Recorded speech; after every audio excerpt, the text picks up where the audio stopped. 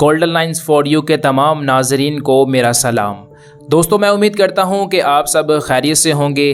تو آج میں آپ کے لیے ایک اور معلومات سے بھرپور ویڈیو کے ساتھ حاضر ہوا ہوں۔ آج کی اس ویڈیو میں آپ کے ساتھ خوش نصیب اور بد نصیب انسان میں فرق بیان کروں گا۔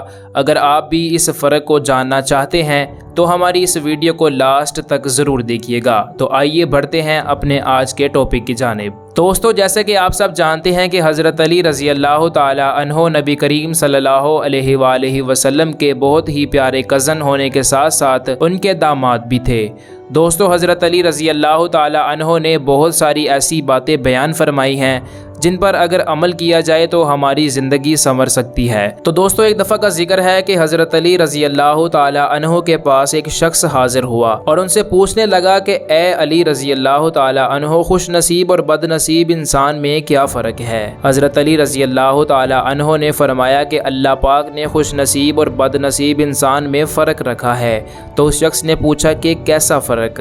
حضرت علی رضی اللہ تعالی عنہ نے فرمایا کہ خوش نصیب انسان زندگی کی حقیقت کو سمجھ جاتا ہے، جبکہ بد نصیب انسان زندگی کی حقیقت کو کبھی نہیں سمجھ پاتا۔ یعنی کہ مزید حضرت علی رضی اللہ تعالی عنہ نے یہ بھی فرمایا کہ خوش نصیب انسان ہمیشہ اللہ پاک کی مخلوقات کو خوش کرنے میں لگا رہتا ہے اور بدلے میں صرف اللہ پاک کی مخلوق سے یہ چاہتا ہے کہ وہ میرے لیے دعا کریں، کیونکہ خوش نصیب انسان یہ بات سمجھ جاتا ہے کہ اگر ہماری زندگی کو کوئی بدل سکتا ہے تو وہ صرف اللہ پاک کی مخلوقات کی دعا بدل سکتی ہے، کیونکہ دعا آپ کی زندگی میں ہر آنے والی مصیبت اور پریشانی کو ختم کر دیتی ہے، آپ کی زندگی کو خوبصورت بنا دیتی ہے اور اس کے ساتھ ساتھ آپ کی تقدیر کو بھی بدل کر رکھ دیتی ہے۔ جبکہ اس کے برعکس بد نصیب انسان صرف اپنے اللہ کی مخلوقات پر ظلم اور زیادتیاں ہی کرتا رہتا ہے اور صرف اپنی نفس کی خواہشات کے پیچھے ہی بھاگتا رہتا ہے، اور بد نصیب انسان کو اس بات کی خبر تک نہیں رہتی کہ جتنا وہ اپنی نفس کی خواہشات کے پیچھے بھاگے گا